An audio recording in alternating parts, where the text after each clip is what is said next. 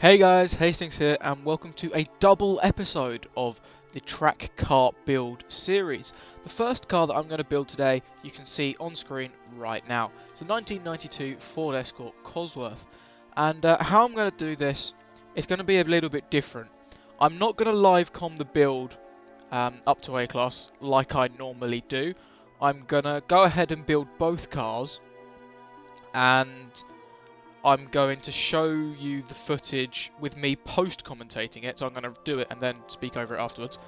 And I'm going to show it at a ×2 speed to sort of speed things up a bit. And then I'll only show highlights, I won't show as much footage from each car on track, just to try and sort of condense it down so it doesn't turn into a really long video.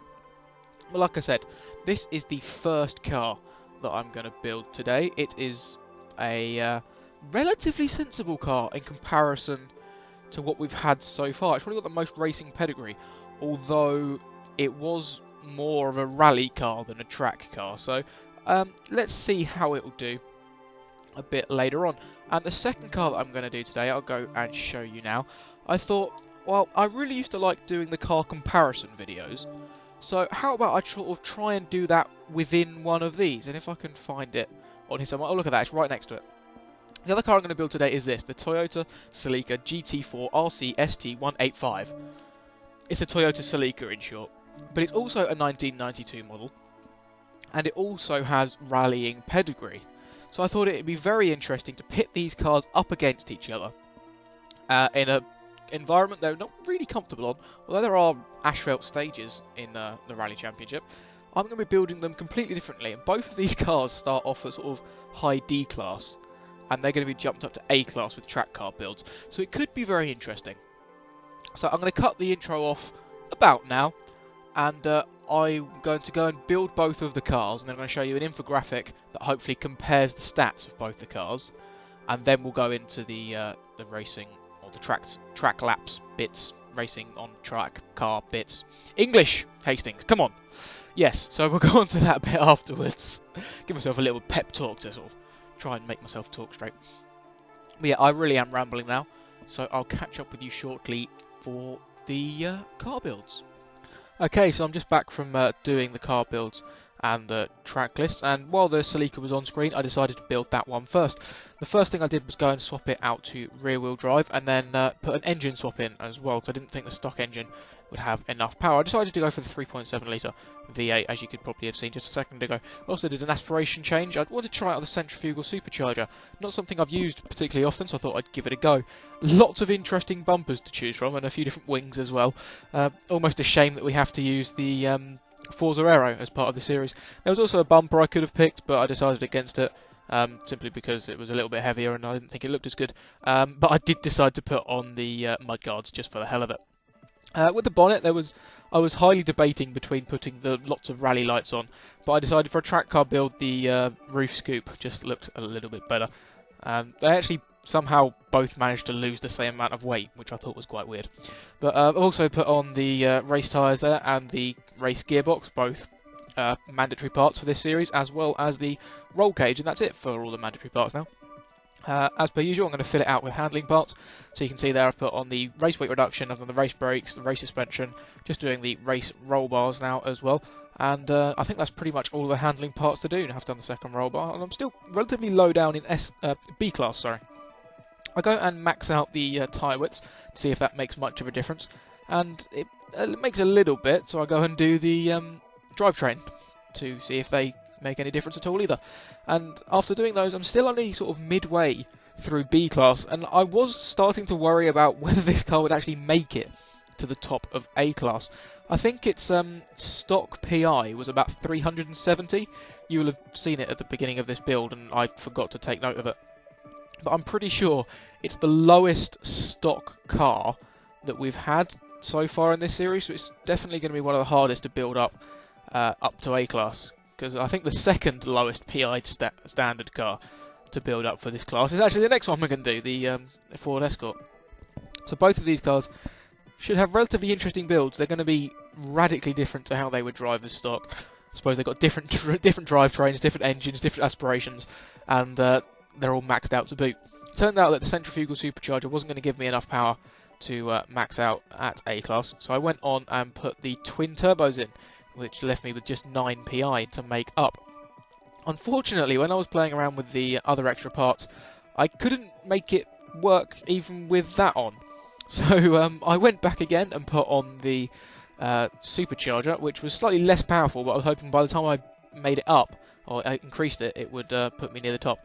But that didn't. It only put me up to, well, not far enough. So I went back in, put the twin turbos back on, and then back into the engine parts and did a stage 1 upgrade, which put me rather over the A-Class limit. And I just had to go and take off some other parts. You can see that I'm taking off one of the, I'm taking it down to street cams and valves rather than sport, race even, and I'm going down to street ignition. And I've finally made it onto 700 PI, and I'm taking a quick look at the stats there. We'll have a little bit of a comparison between the two stats-wise a little bit later on. But that's the end of the build for the Celica. I shot through it as quickly as we can, really, just to try and, I really want to make this video as short as condensed as possible. I really like the idea of doing these two sort of competitively comparative cars in the same video. Like I said earlier, they're both 1992 sort of rally spec vehicles. So I thought it would be interesting from that perspective. But at the same time, I don't want this to turn into a really, really long video. So we're just doing these quicker builds, and I won't do as much on track either. I decided to go for the same engine, the same 3.7 litre V8 engine in this car, just to sort of increase that comparison between the two. And once again, it's kind of a shame that we have to put on the Forza Aero, as I do rather like the stock wing on this car, albeit looking rather slightly stupid. We then go and stick on the race tyres, which, as I've said a few times, is one of the required parts. The same with the race transmission and the race roll cage. And then, as with every build so far pretty much, I go and fill out the rest of the parts for the handling spec. I think I did have this car as a different build at some point, so contrary to the Celica, you can see that I'm just putting the parts on as rather instead of having to actually buy the parts and put them on. So it may look slightly different, but that's the only reason. I haven't actually practiced with this or anything. It's just I had one in my garage, so I reset it. You might have seen when I was flicking through. I think I've got another one as well that had a different build. I actually quite like this car in the lower classes. I've got a nice C-Class one, and I think a B-Class one as well. But I think this is the first time I've bumped it right up to A-Class, so it could be relatively interesting.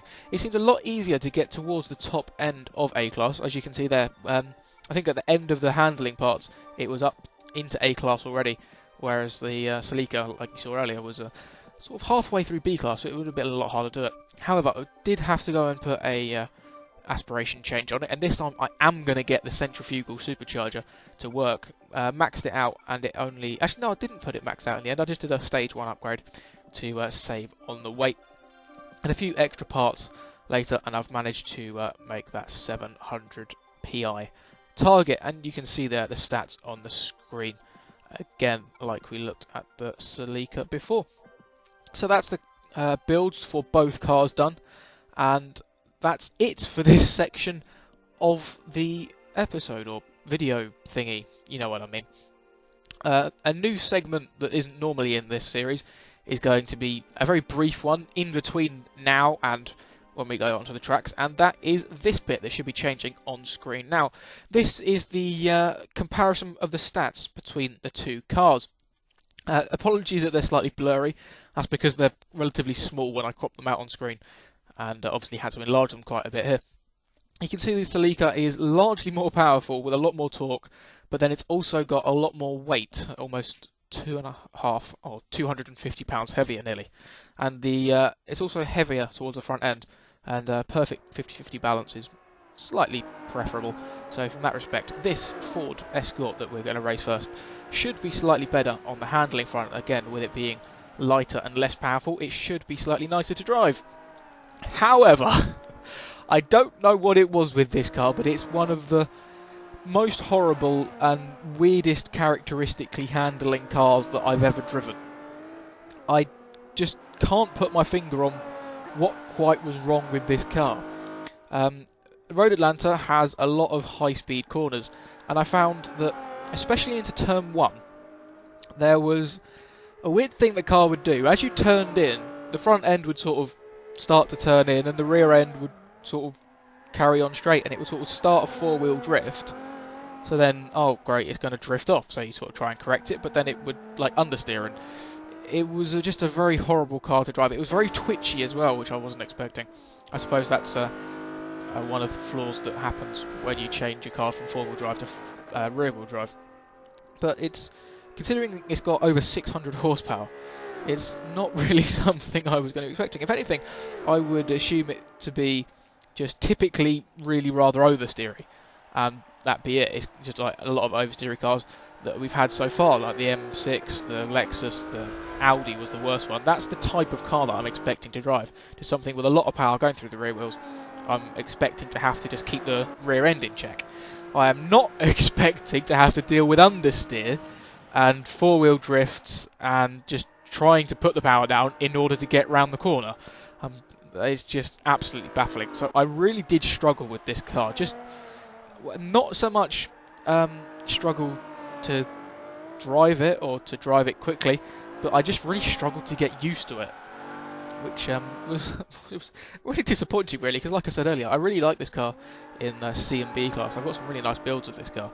It just seems that with the centrifugal supercharger that I thought I'd try out, maybe that didn't work too well, I don't know, but it was really rather disappointing from a driving point of view.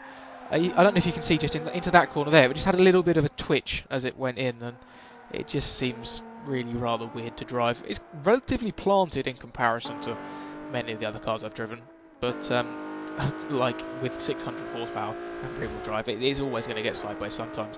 So it may seem ironic that I say it seems quite planted when I'm going sideways a lot of the time, but in comparison to the other cars, that is the case.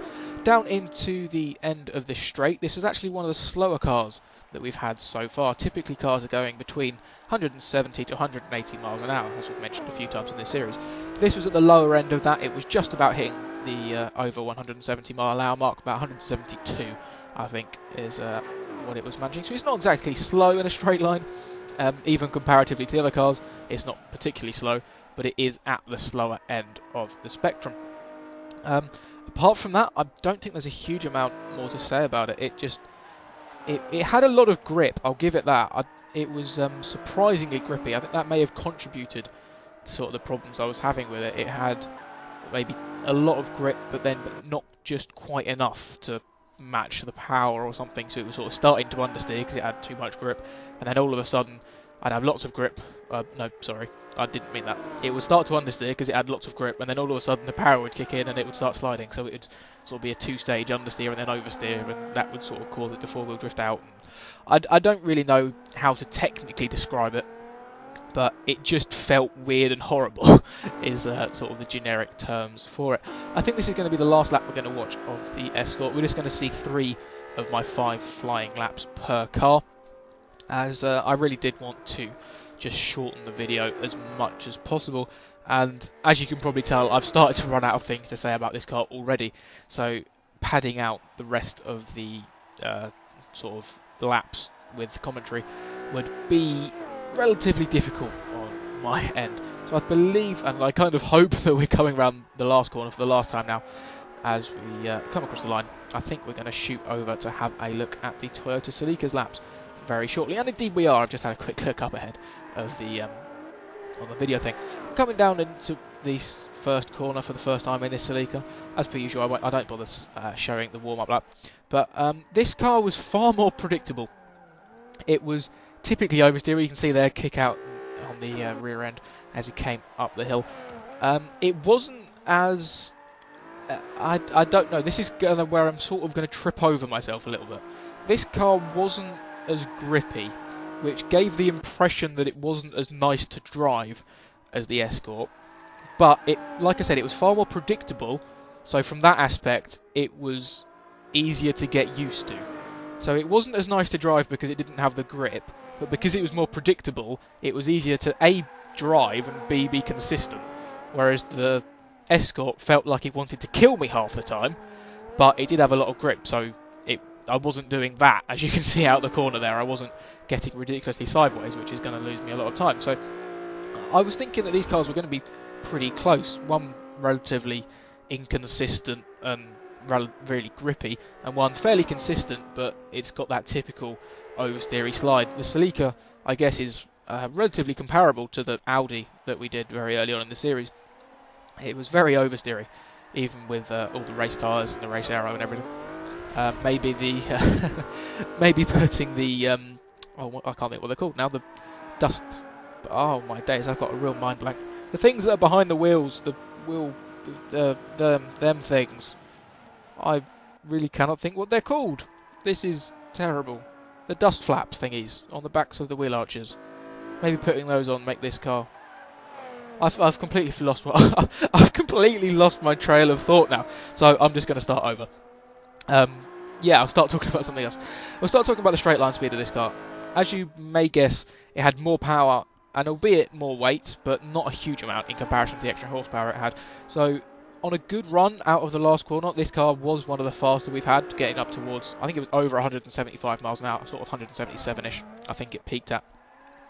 But like with most things, that benefit brings with it a lot of consequences. As you probably see, yep, even on this occasion I was relatively slow. I took a pretty poor line through the last corner, really, cutting it a bit tight, really. And just as soon as you touch the throttle on this car, the rear end wanted to slide out, which made it, like I said earlier, very predictable and nice to drive. That's what I'm expecting from these car builds. But at the same time, it means it's not exactly going to be the fastest round the track. So again, I'm going to repeat myself, probably, and say that I really don't know which of these cars is going to be quicker. One thing that this car really did have going for it was the brakes. You may have seen there in the first part of the chicane, I cut the corner slightly. I did that a few times, and it wasn't intentionally. I was just getting stopped so much quicker than I thought I was, that by my reactional turn-in point, I turned in too early and ended up cutting the corner. I think there was one point going through the very first corner, or this one up the hill, that that happened, and I very nearly hit the wall on the inside, because I just wasn't expecting to get slowed down so quickly, and I turned in far too early. But yeah, this car, I think I've spoken about how much it drives, or how it drives, enough at the moment. I don't really know, again, what else I can say at this point. I'll just go for a brief summary, I suppose. It was very oversteery, which was predictable, so at the same time, it was both nice to to have that sort of familiar feeling in a car, but it really did hinder itself in terms of lap time. I shall have another look out this final corner, see if I'm getting quite as sideways on this third lap that we're going to see. Not quite so bad on this lap, although there's a little bit of a kick as we put the power down on the straight. But yeah, I'm really not sure how these cars, well, I really wasn't sure how these cars were going to do. Obviously I'm doing this in a post-com fashion, so I know how they've done now anyway. But that was a really random thing to say. But as we come around the chicane for the last time, I'm actually going to have to do this post-commentary section in two halves. I've done all of the bits so far in one take, all of the tuning, all the upgrades and the tracks, but I'll be back very shortly once I've gone and checked what the times were. First up, we'll check the time for the Celica, and that did it in a 1 minute 28.0, which fits almost exactly in the middle of the benchmark time set by the Lamborghini and the Audi RS7 that was very early on. Next up is the Ford Escort, and despite my just sheer amazement and hatred of that car, really, it actually manages to go fastest by quite some margin, and that really is surprising. To finish off the episode, I'm going to leave you with a few outtakes now of when I was driving the Ford Escort after the laps I'd been put in, as you can really see just quite how much I struggled with it. I went for a bit of a roll there, and there's another one for you pretty much now. So that's it from me. Thanks very much for watching. So I'll see you for the next one. But until then, Hastings out. Goodbye.